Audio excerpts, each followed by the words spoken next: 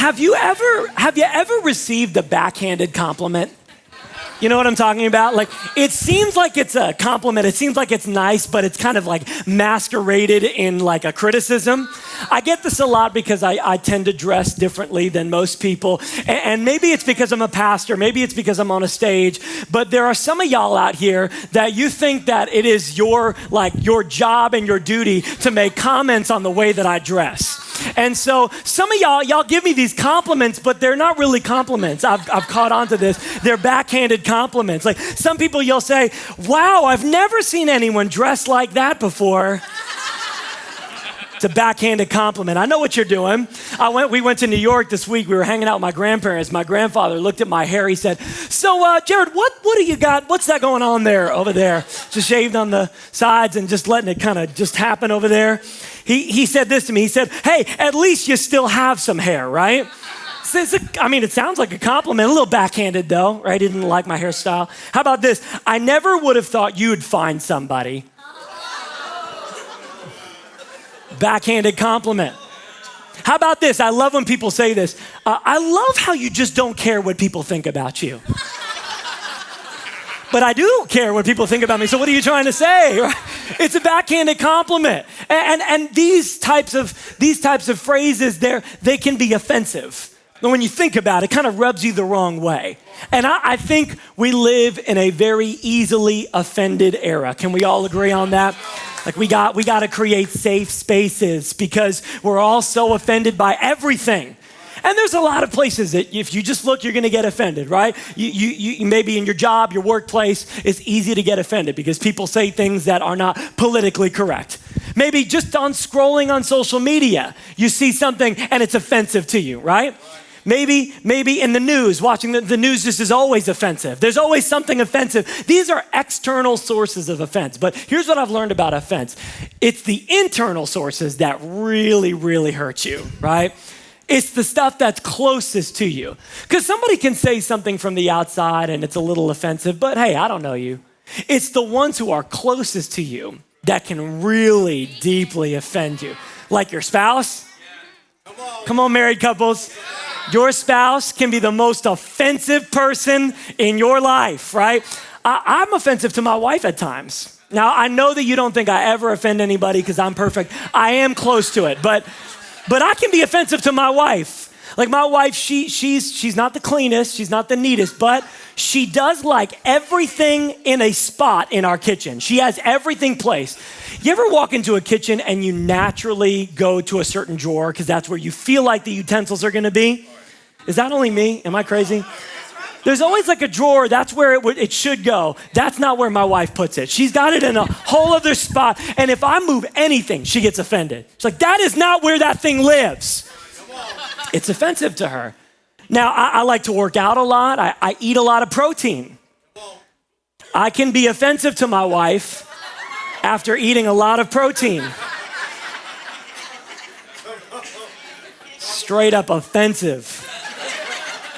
But here's the truth. I'll be honest. In our relationship, my wife really doesn't get offended very easily. She's not an easily offendable person. And I've learned this over the years. It's because my wife is pretty flexible. Like she's go with the flow. She's chill. You know, she's down. Like I love that about my wife. You know, if we want to go out to eat somewhere, she's like, I'm down, whatever you want to do. As opposed to me, in the relationship, there's usually a person that has more preferences than the other. You know, opposites attract. In marriage, opposites attack. But it's good for us because I have a lot of preferences. She has not a lot of preferences. And so we kind of balance each other out. But here's what I've learned in our marriage is that because of these preferences and expectations that I have, I am pretty easily offended. Let's get real. I can get offended pretty easily at things that you may think are kind of silly, but when you're married, silly stuff becomes big, significant things. Like just this week, we were watching TV, and we watch TV at night, and we're learning now that we're living together, we're learning that going to bed at the same time can sometimes be a challenge because her end of the night routine is very different from mine. Like it takes her an hour to get ready for bed. She's got to take the makeup off. She's got the water pick. She's got the toothbrush. For me, I just brush my teeth. I'm ready to go. I'm in bed. But it takes her a long time. So we're like learning our schedules. And so I'm like, okay, babe, it's time to go to bed. And so we start getting up. And in my house, one of my preferences is that I like it to be very cold. Come on, somebody. 68 is my compromise. 68 is my compromise, okay? She hates it, right? And so she's got this big blanket on the couch, like this massive blanket. And so every night when we're done, watching TV, we go to bed. I like to put everything away because I got to get up in the morning early to spend time with Jesus. And I can't spend time with Jesus if there's clutter. So I don't like dishes in the sink. And so, for me, it's like fold up the blanket and put it away. She gets up and she just walks with the blankets all over the couch. No joke, I stand there and I hold the blanket up while she's walking down the hallway. I'm like, excuse me, you were just using this. And I kind of caught myself you ever catch yourself and you're like, this isn't gonna end well. So you're like, I'm joking. God. But I wasn't joking. I was legitimately upset that she would not fold the blanket and leave me to do it. I was offended. And this is what happens when something like that takes place. Here's what goes on in my mind. What does this mean? What does this mean about my wife and the fact that she doesn't care enough about me to fold the blanket? What is this gonna mean for our future children? Like I start going, like I want her, when I come home after work, I want her to drop everything she's doing to like kiss me and smooch and have a moment. And when she doesn't do that, I'm like, do you know I just came home, I'm here. Love me, And I'm learning that I have all these expectations, and oftentimes my experiences do not align with my expectations. And look, expectations aren't a bad thing. They can be great standards that'll help your marriage and help your relationships move forward. But what I've learned about having a lot of expectations, it means a lot of opportunities to be offended.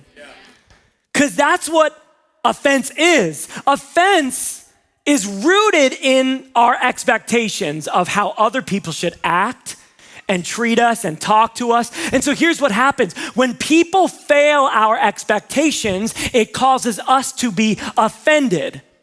How could you do something like that? Why are you not thinking like I'm thinking?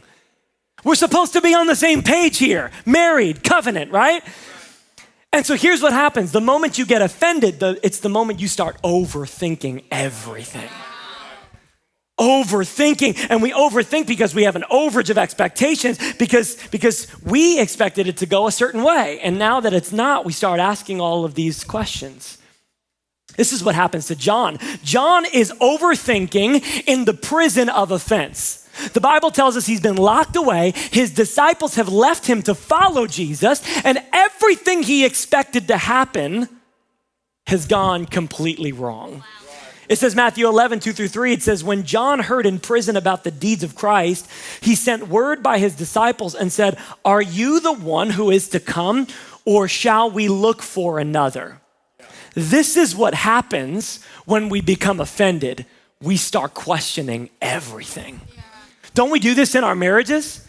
The moment that something happens that we weren't expecting, we start asking, oh no, is this who this person really is? Did I marry the wrong person? Is this marriage gonna work? Am I gonna be able to? And we overthink everything because one small little moment we start asking, what does this mean? What does this mean about their love for me? What does this mean about our future? And so we take our preferences and we hold them up against precedents. What is the precedence that we're setting in this moment as you're failing me in our expectations? And we start overthinking. And this is what's happening with John. He's in jail and all he has to do is think. And he's seeing, oh my gosh, I've lost all my disciples. Jesus is doing everything different than I would have done it. You see, John the Baptist was an old school prophet, but Jesus, his first miracle, he performed it at a wedding. And he made wine for people who ran out of wine. This was not what a prophet would do. He was preaching good news and peace and joy. His disciples weren't fasting when John the Baptist was a man of fasting. And it looks like everything that Jesus stands for is the opposite and the antithesis of what John the Baptist had ministered in. And he's offended and he's overthinking.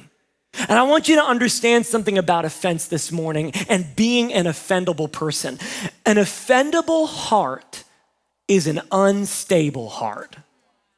And an unstable heart will never advance into what God has called it to become. When we're easily offendable, we are unstable. Because when we are easily offended, that means we start asking questions about things that are supposed to be concrete decisions in our life. We do this in our jobs. We do this in our marriage. Is this marriage worth it? Should I quit my job since it's not catching up to my expectations? If you're jumping from relationship to relationship and it seems to fail over and over, you start asking, should I just shut my heart down? Should I even keep my heart open? And here's what happens. The insecurity of offense builds instability in the heart. And now I can't commit to anything because I'm so concerned because you haven't met my expectations. John says, shall we look for another? And this is what we do when we're offended. I've been going to the church for a few months but they didn't notice me this week. So should I look for another? Well, my spouse was really good in the beginning of our marriage, but now they're not paying enough attention to me. Should I look for another? And we start questioning everything and bringing chaos into our decision-making process. And if you're easily offended, listen to me, coming from an easily offendable person, you will never advance. And it's in that place of instability, we start evaluating our experiences against our expectations. Because here's the reality, we're all trying to connect. We want to connect with people, but we also want to connect comfortably. I don't want to have to leave my comfort zone to connect with you because that means that I might have to bend on some of my preferences. That means I might have to let go of some of my expectations. And every relationship is built in the garden of expectations. That's what this is. This is the garden, the foundation of expectations. Every relationship, everything we do is built upon it because we all have expectations of how things should go, how our life should look like, what our marriages should be. You know, when I'm counseling couples, especially young dating couples, a lot of them will say this to me, hey, I just don't feel like it should be like this. Who says? Who says? Hollywood? I just don't feel like we should have any arguments. Who says? We all have expectations of what we feel like it should be, and here's what happens. In the garden of expectations, we give opportunity for offense. And so, as we are building relationship with one another, love, why don't you come join me up here? As we're building relationship with one another, we are building relationship with people who are different from us. Somebody that is living over here and we're trying to connect with them. The problem is because of our differences, we face the expectations that are failed from their actions, attitudes, whatever it is that they do in the midst of our lives. And so maybe in your relationship with somebody, it's going well, you're building in the garden, but as you get to know them, you start facing some unmet expectations. They just don't meet up to what you expected them to be, right? You went on a date with them one time, and then as you're getting to know them, man, they're just not meeting expectations. They don't have as much money saved as you thought they did. Or maybe you're going from single to single, you're dating, but nobody can live up to the standard that you have. Maybe your friends just aren't there for you enough, right? You expected them to be there for you, but they weren't. And so they've not met your expectations. Maybe your spouse isn't satisfying you. emotionally, sexually. They're just not providing for your needs. And so you've got these needs and you've got these expectations, but they're unmet. Right, come on. Maybe your pastor isn't feeding you spiritually. I got all these needs, Pastor. I'm a very mature believer. You're just not feeding me. We've got unmet needs. And the moment we experience these failed expectations is the moment we start building a fence. Because you hurt me. You disappointed me. You let me down. And so now it's hard for me to see you without the unmet expectations. Maybe some of us, it's unkept expectations. Wow. Like they started really strong, you know?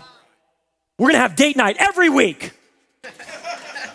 2 weeks later, it's not happening, right? We did it really good in the beginning, but now you haven't really kept your promises.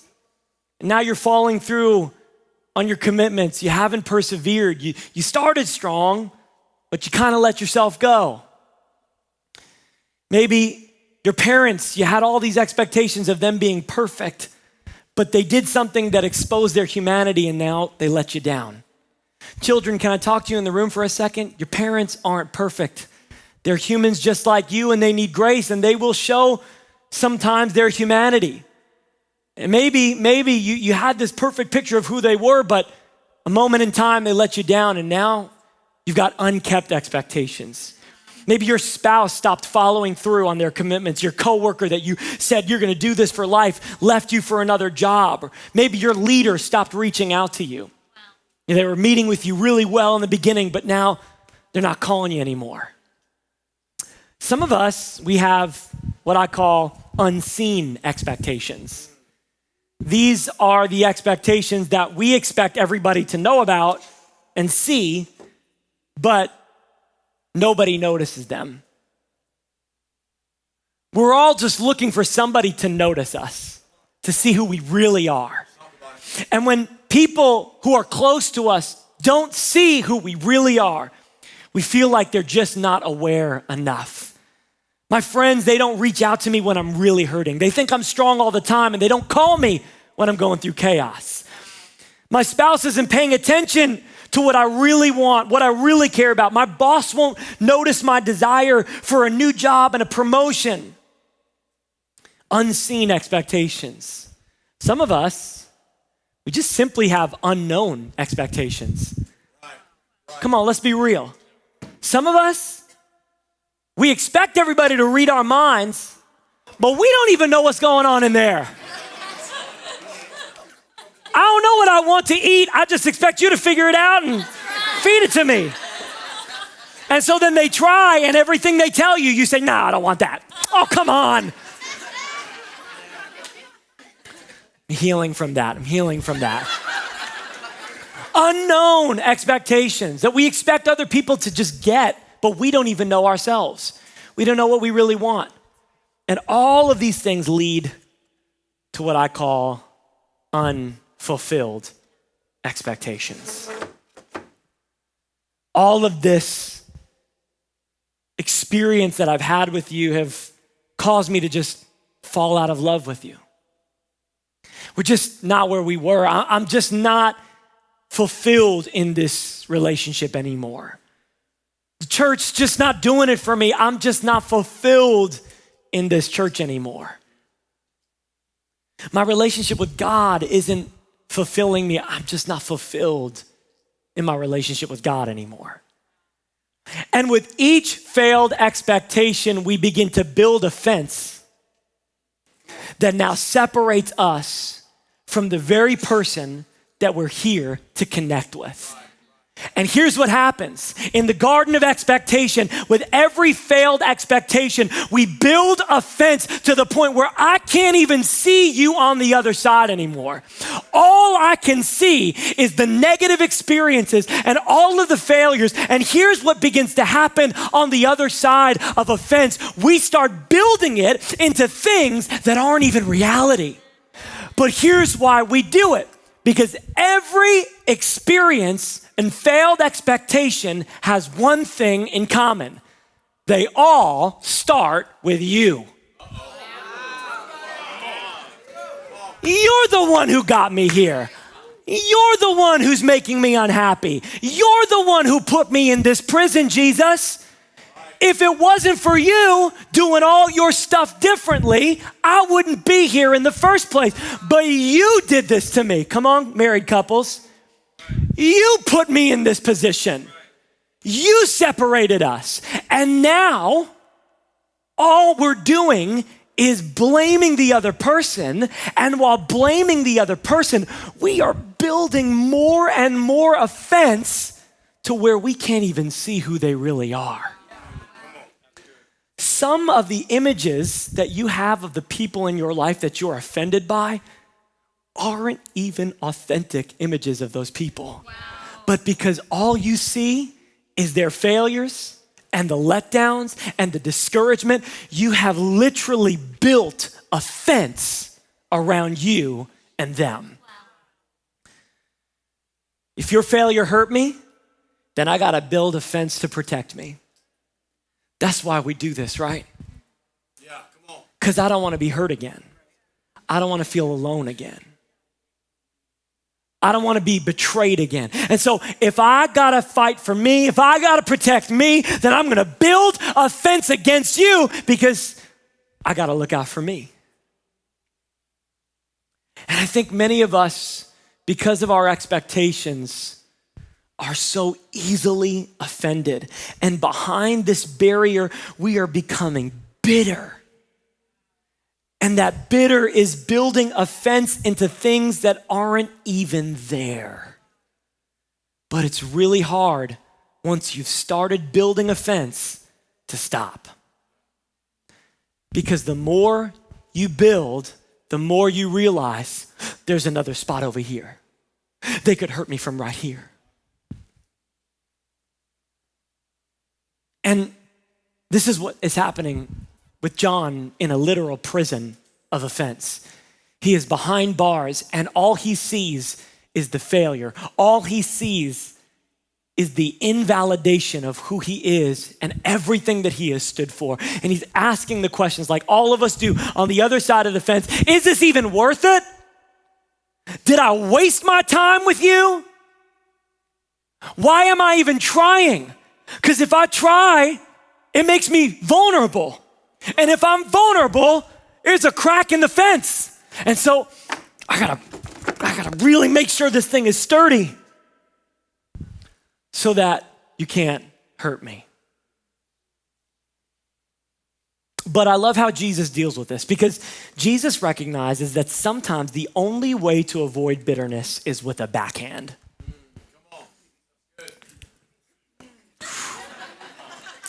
So the disciples come to Jesus and they ask on John's behalf, are you the one? Because John is questioning. He's struggling right now. He's about to die and he's on his deathbed questioning every decision that he's ever made and he's questioning you. And so what are you gonna say to fix it? That's what we do when we're offended with somebody, right? Because it started with you. So what are you gonna do to help me not feel this way anymore? And Jesus, he doesn't even address John. I love this. He says, go ahead and tell John what you hear and see. The blind receive their sight, the lame walk, the lepers are cleansed, the deaf hear, the dead are raised, the poor have good news. And it may seem like, oh, that's a great thing to say, that's encouraging, but it was offensive. Here's why. John is in a prison cell. And Jesus tells them to tell John, while you're looking at prison bars, I'm watching captives being set free. That's offensive, Jesus. Why would you say that? And I know when you think about Jesus, you think meek and mild, baby in a manger. But Jesus is a gangster. And Jesus is not always who you expect him to be. In fact, Jesus understands tough love. Y'all know tough love? Anybody raised with some tough love? I was kind of raised like that. Tough love. I love you. Right. Now listen, there's a difference between offensive and abusive, okay? Right. I don't condone abusive relationships or abusive emotions, but what I do understand is that sometimes The only way to break through bitterness is with a little bit of tough love. Like my wife, she loves The Voice and all these singing shows and stuff. I don't really love them, but I do remember when American Idol first came out. Y'all remember when American Idol came out? And what did we all want to watch? We wanted to see what Simon was going to say, right? Okay, maybe you're not as sick as I am, but I wanted to see what Simon was going to say. You know why? Because there were these crazy people that would go onto this show that thought that they could sing and they could not. And somebody in their life, oh, yay, Johnny, you can do anything you put your mind to. Well, if you don't have the gift, you can't sing, right? So their whole life they went through believing that this was just their calling and their destiny and that they were amazing. And the moment they would get up, you know, you'd have Paula up there and she was really nice. What was the other one? Randy, yeah. Randy was kind of nice. And then you were just waiting for what Simon was going to say. And here's the crazy thing. Simon, sometimes he would go over the edge and people would cry and blah, blah, blah. But then there would be those people that were like, man, what he said changed my life. Because I thought I was better than I was, or I saw it from a different perspective. And when somebody else came in with a bit of a backhand, man, it broke me out of my ego. And it taught me that I got to get better. Maybe I only see it one way. Maybe I need to see another side. Jesus is this type of Savior. Because in 1 Peter 2, 7 and 8, it says this: the honor is for you who believe, but for those who don't believe, I want you to understand this. The stone, talking about Jesus, that the builders rejected has become the cornerstone. Now stop right there. We love that, right? Jesus, the cornerstone. We sing songs about it. Cornerstone, because that's what we build our foundation on, a solid rock. He stands strong even in the midst of the wind. That's awesome, right? But look what the next verse says. A stone of stumbling and a rock of offense. Jesus is offensive. Right. And he says this statement to John, and he basically goes off on this offensive tangent. And then at the end he says, look, what I just said was offensive, just don't be offended. Right. Okay. You just said it, Jesus. How am I supposed to not be offended? And that's the key. There's a secret in what Jesus is saying. In other words, you really can't control the moment of offense because you have expectations and we're dealing with people who are different than us. The question is, do you see offense as an endpoint or as an invitation? Most of us treat offense as an endpoint. You offended me, this is where we're gonna be, because that's who you are. So now I know who you are, and I'm gonna keep you right there. You have no more proximity to me. I'm gonna shut myself off, because if I let you in again, then I'm rewarding bad behavior. But here's what Jesus says: offense is not an endpoint, it's an opportunity. And right now, John, all you see is your side. Here's the truth about offense. When you're sitting in a jail cell and you're frustrated with Jesus, it's so easy just to focus on your side. Well, I'm the one that stays at home with the kids. You don't know what I go through. You're telling me to be a better mom. I have to be with them all day. I'm being the best I can. You just don't understand. I'm the one that's calling all the time, trying to make plans with my friends. They don't ever call me. I'm putting in all the work. I'm the one trying in this marriage with no reciprocation. I'm doing everything I know to do. And I'm trying, me, you, and I'm the victim here. You did this to us. And on this side of the fence, all you see is your side. And in that moment of offense, you can either use it as an opportunity for connection or separation, but the choice is yours. And if I could give you one point this morning that I believe can change your life and can help you overcome the issue of offense, can help you avoid being an easily offended person. It's this. And if you're taking notes, I really ask that you write this down. But the antidote for offense is in your ability to see the other side. The only way to avoid offense and allowing offense to be built in the garden of your heart is in your ability to see the other side. Help me flip this around. You see, all you saw was your side. But where there were unmet expectations, the other person saw unrealistic expectations. And when you felt like they were unkept promises, the other person said, that's unfair. When you felt like nobody saw you and there were unseen expectations, the other person felt like, you never even told me. How do you expect me to know if you never spoke it? And the unknown expectations that we have that we don't even know, they're unknown to them. Yeah. And the unfulfilled expectations oftentimes are rooted in ungodly expectations. Let me talk to the married couples for a second. Something that I'm learning in marriage is that it is very easy, it is extremely easy to start making your spouse your God. Because you're married now, you in this thing. Signed covenant, rings, everybody knows it. And this person is supposed to know you better than anybody. They're supposed to meet your needs emotionally, sexually, spiritually. They're supposed to be there for you, right? So what happens when they're not there for you? I feel unfulfilled.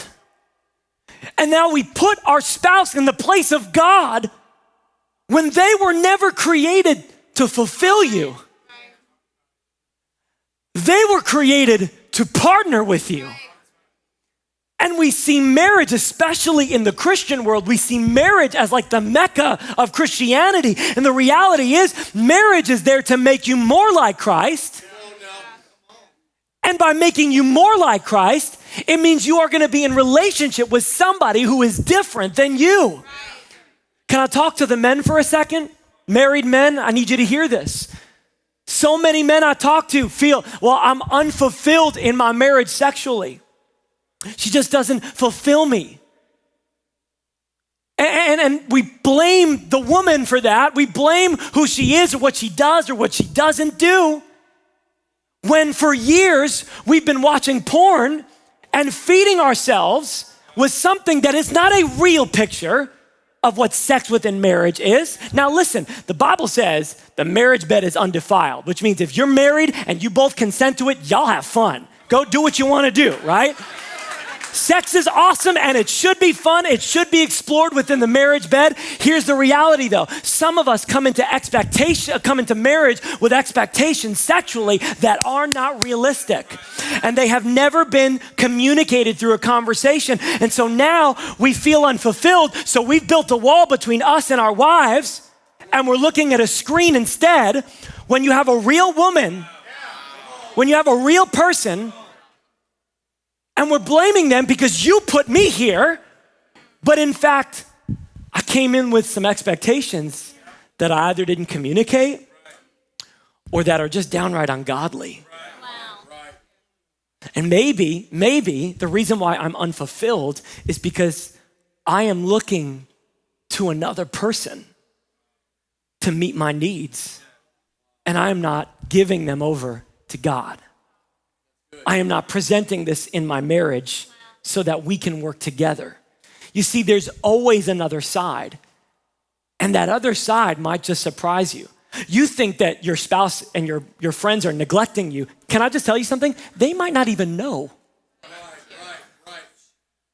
They might not even know what's going on. And you're building this world in your head of why they're just ignoring me. They're not even aware. I have people say this to me all the time. Pastor, you didn't say hello to me last week. Are you mad at me? Look, I love all of you, but there's a lot of you. And there's only one of me, and sometimes I miss things. But I didn't even know. I didn't say, oh, I'm not gonna talk to that person. I'm just trying to pull myself together to get up here to talk in front of all of you. Some of us, they're trying to make me feel stupid. They're trying to make me look stupid. They're just trying not to look stupid. They're thinking a lot less about you, and they're thinking a lot more about themselves. And sometimes there's just another side, and that side may surprise you. And look, offense always starts with you, and offense always ends with you.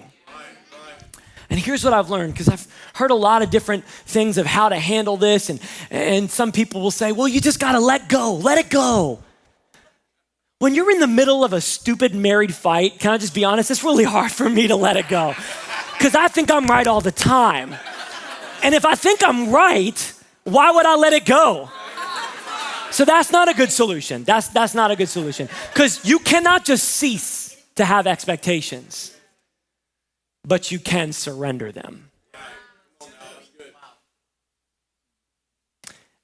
And instead of building a fence of unmet expectations, what we have to learn to start doing is to surrender our expectations, to recognize that there's always another side.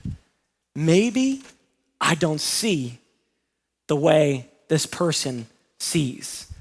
Maybe my perspective is stuck in prison and in offense. But if I can surrender my expectations and lay them down for the sake of connection, what was once a wall now becomes a bridge.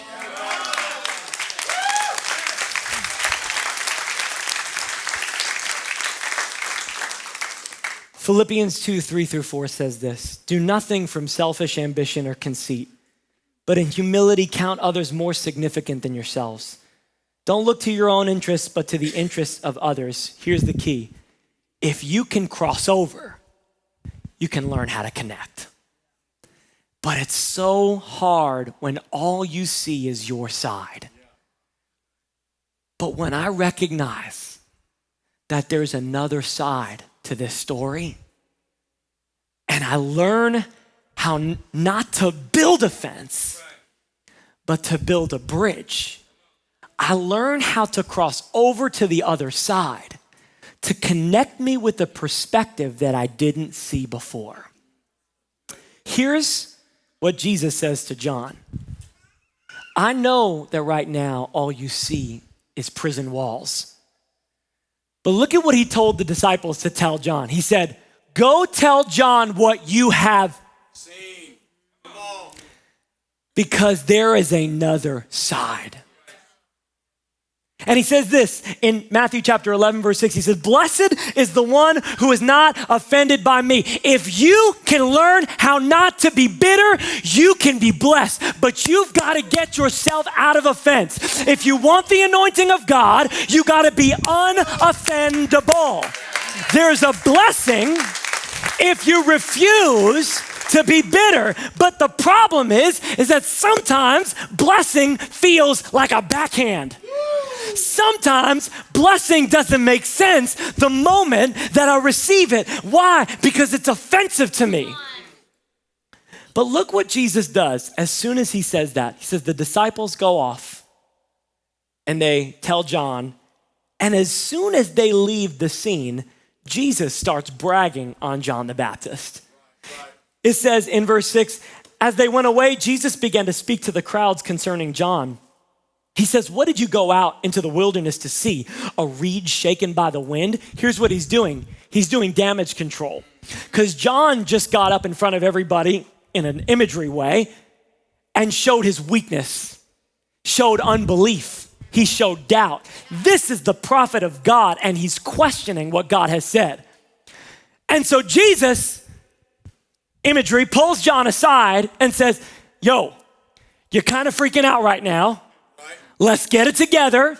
You don't see everything to this picture, but when you see what I see, you will recognize that what felt like a backhand is actually a blessing for you. He begins to go on and tell them about who John was and what he did. And here's what Jesus is saying. My offensiveness proves your effectiveness. Because if it wasn't for you, John, I wouldn't be here. If it wasn't for you preparing the way, I wouldn't be able to get up and preach this gospel. John, don't be offended, because what you don't see is that my offense is your endorsement. So let me help you save face, because right now you're acting out of offense and you're acting the fool. But there's another side. It's tough to hear sometimes, but it's helping you. Right. And I think in our culture, we have gotten to the place now where the moment that somebody does something that offends us, or that we don't agree with, or that hurts us, we take offense and we start building offense to become offended. Offense is a moment, offended is a choice.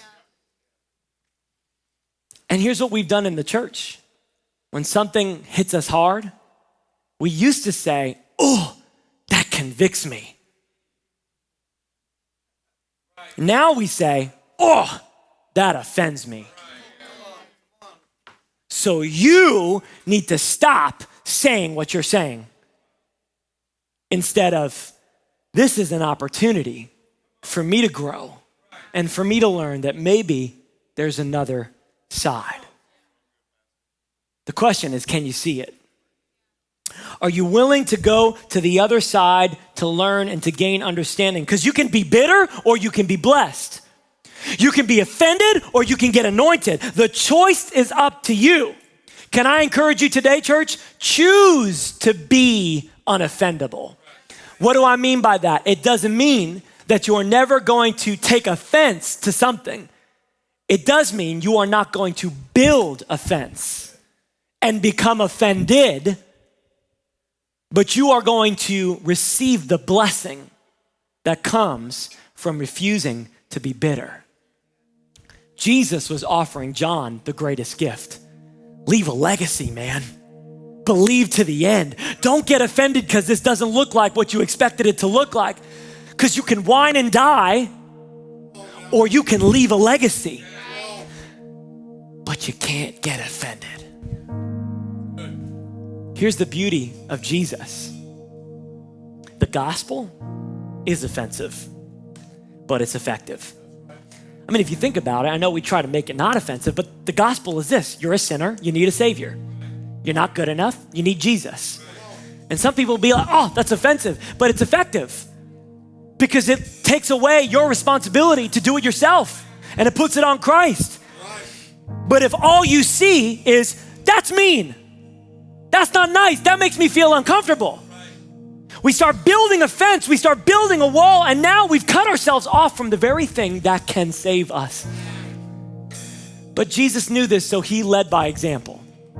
And in Hebrews chapter 4, verse 15, it says, for we do not have a high priest who was unable to sympathize with our weaknesses, but in every respect he was tempted just as we were, yet without sin. What did he do? He left his post and came into our world.